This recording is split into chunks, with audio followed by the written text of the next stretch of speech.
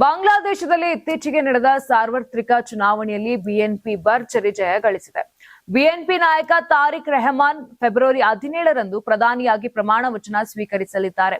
ಹೊಸ ಸಚಿವ ಸಂಪುಟದ ಪ್ರಮಾಣ ವಚನ ಸ್ವೀಕಾರ ಸಮಾರಂಭಕ್ಕೆ ಅಂತಿಮ ಹಂತದ ಸಿದ್ಧತೆಗಳು ನಡೆಯುತ್ತಿದ್ದು, ಭಾರತ, ಪಾಕಿಸ್ತಾನ ಸೇರಿ 13 ದೇಶಗಳನ್ನು ಆಹ್ವಾನಿಸಲಾಗಿದೆ. ಆಹ್ವಾನಿತ ದೇಶಗಳಲ್ಲಿ Bharat, Pakistan, Turkey, Saudi Arabia, United Arab Emirates, Qatar, Malaysia, Brunei, Sri Lanka, Nepal, Maldives ಮತ್ತು ಭೂತಾನ್ ಸೇರಿದೆ.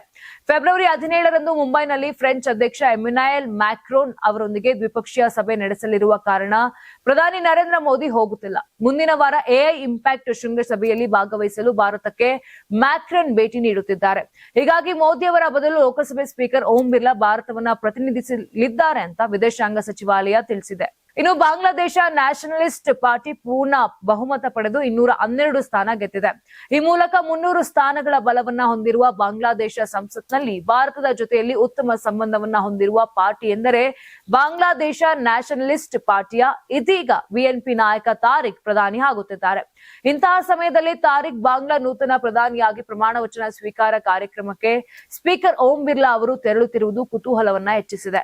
ಯಾರಾಗ್ತಾರೆ ಎಂಎಲ್ಎ ಅಭ್ಯರ್ಥಿ 2028 ಶೀಘ್ರದಲ್ಲೇ. ಪ್ರತಿದಿನ ಒಂದೊಂದು ಕ್ಷೇತ್ರದ ಟಿಕೆಟ್ ಆಕಾಂಕ್ಷಿಗಳ ಸಂಪೂರ್ಣ ಮಾಹಿತಿ ಪೊಲಿಟಿಕಲ್ ಜರ್ನಲಿಸ್ಟ್ ಕೆಎಂ ಶಿವಕುಮಾರ್ ಅವರಿಂದ.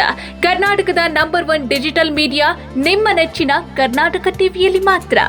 ನೀವು ಸಣ್ಣ ಆಗ್ಬೇಕಲ್ವಾ? ಅದು ಒಂದು ಉತ್ತಮ ಆಹಾರದಿಂದ ಸಣ್ಣ ಆಗ್ಬೇಕಲ್ವಾ? ಪ್ರತಿದಿನ ನಮ್ಮ ಜೀನಿ ಸ್ಲಿಮ್ ನ ಯೂಸ್ ಮಾಡಿ ಯಾವುದೇ ಸೈಡ್ ಎಫೆಕ್ಟ್ ಇಲ್ದಂಗೆ ನೀವು ಸಣ್ಣ ಆಗ್ತೀರಾ.